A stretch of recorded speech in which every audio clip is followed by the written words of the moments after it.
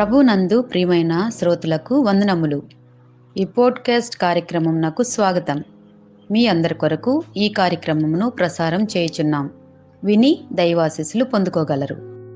ప్రియమైన శ్రోతలకు మన ప్రభువైన యేసుక్రీస్తు నామములో శుభోదయం. శ్రోతలారా, ఎలాగున్నారు? మీ అందరూ బాగుండాలని మన ప్రభువైన యేసుక్రీస్తు నామంలో ప్రతిదినం ఫీబా ఇండియా పక్షముగా ప్రార్థన చేస్తున్నాం.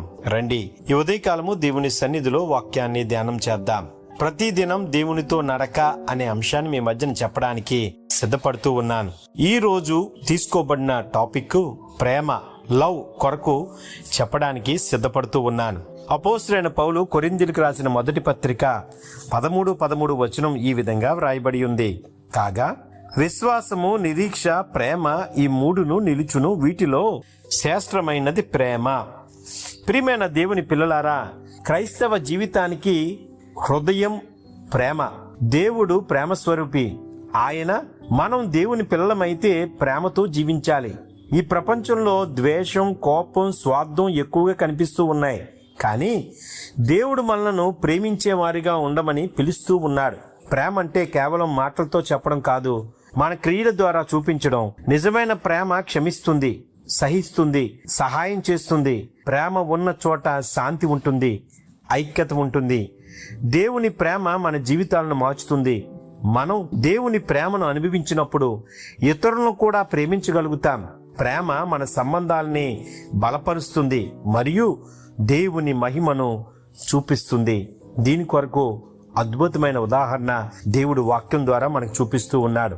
ప్రేమలో ఉన్న గొప్ప ఉదాహరణ యేసు ప్రభువే మనకి లూకా సువార్తలో అద్భుతంగా దేవుడు చూపించాడు. 23:34 ప్రకారం అద్భుతంగా దేవుడు యేసు ప్రభు ప్రేమ ఎలాగుంటాదో మనకి చూపించడానికి సిద్ధపడుతూ ఉన్నాడు. లూకా సువార్త 23:24 ఉన్న వాక్యం ప్రకారం, కాగా వారు అడిగినట్లే జరగవలనని పిలాతు తీర్పు ఇచ్చి, అల్లరి నిమిత్తము, నరహత్య నిమిత్తము చెరసాల్లో వేయబడి ఉండి వారు అడిగినట్లు వారిని విడుదల చేసి యేసును వారికిష్టం వచ్చినట్టు చేయుటకు అప్పగించెను.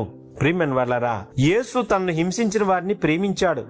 సిలువపై ఉన్నప్పుడు కూడా తండ్రి, వీరేమి చేయుచున్నారో వీరు ఎరుగుడు కనుక వీరిని క్షమించమని ప్రార్థించాడు.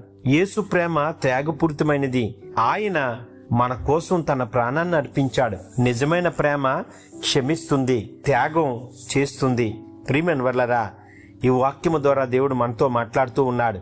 ఇతరులను ప్రేమించండి అని చెప్తున్నాడు. బాధలో ఉన్న వారికి సహాయం చేయండి అని చెప్తున్నాడు. కుటుంబంలో ప్రేమగా మాట్లాడండి అని చెప్తున్నాడు. ద్వేషానికి బదులు ప్రేమను చూపించండి అని చెప్తున్నాడు. ఫలితం ఏమిటో తెలుసా? ప్రేమతో జీవించే వ్యక్తి శాంతిని అనుభవిస్తాడు. ప్రేమతో జీవించే వ్యక్తి మంచి సంబంధాలు కలిగి ఉంటాడు. ప్రేమతో జీవించే వ్యక్తి దేవునికి ఇష్టమైన జీవితం గడుపుతాడు. ప్రేమతో జీవించే వ్యక్తి ఇతరులకు ఆశీర్వాదకరంగా మారతాడు. ప్రియమైన వాళ్ళారా, దేవుడు ఈ ఉదయకాలం మనతో మాట్లాడుతున్నాడు. ప్రియమైన దేవుని బిడ్డలారా, జ్ఞానం, సంపదలు, శక్తి అన్నీ ఒకరోజు ముగుస్తాయి. కానీ ప్రేమ శాశ్వతమైనది. అందుకే దేవుని ప్రేమను పొందుతూ అదే ప్రేమను ఇతరులతో పంచుకుందామా? ప్రేమే క్రైస్తవ జీవితానికి ఒక గొప్ప గుర్తు. యేసు ప్రభు అది చేసి చూపించారు. మనమెందుకు చేయలేకపోతున్నాం? ప్రేమతో నిండిన హృదయం దేవుని సన్నిధిని ప్రతిబింబిస్తుంది. దేవుడు మీ అందరినీ దీవించాలంటే ప్రేమ కలిగి మనం జీవించాలి.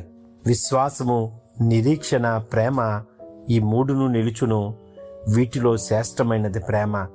మనలో ప్రేమ తగ్గిపోయిందేమో, మనలో ప్రేమ లేదేమో, మనలో ప్రేమగా మాట్లాడే తత్వం పోయిందేమో. దేవుడు అడుగుతున్నాడు ఉదయకాలం. ప్రతిదినం దేవునితో నడకలో 5వ అంశం లవ్, ప్రేమ. ఆ ప్రేమను కలిగి ఉందామా? దేవుడు ఎట్టు ప్రేమ చూపించాడో మనం కూడా అలాంటి ప్రేమ ఈ లోకంలో ఉన్న వరకు చూపిస్తే దేవుని ఎదుట మనం శాంతిని, సమాధానాన్ని పొందుతాం. యేసు ప్రేమ త్యాగపూరితమైనది. ఆయన మన కోసం తన ప్రాణాన్ని అర్పించాడు. మరి నీవు నేను, ఆ ప్రేమను పొందుకున్న నీవు నేను ఎలా జీవిస్తున్నాం? నిజమైన ప్రేమ క్షమిస్తుంది, త్యాగం చేస్తుంది, ఇతరులను క్షమిస్తుంది, బాధలో ఉన్న వారికి సహాయం చేస్తుంది, కుటుంబంతో ప్రేమతో మాట్లాడుతుంది, ద్వేషానికి బదులు ప్రేమను చూపిస్తుంది. ఇలాంటి మనసు దేవుడు మనకిచ్చులాగున ప్రార్థన చేసుకుందాం. ఆమేన్.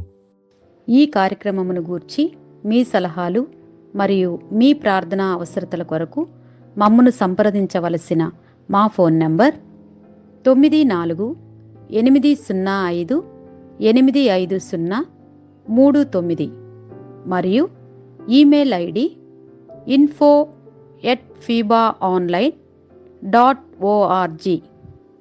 మా ఫోన్ నంబర్ మరొకసారి 9480585039.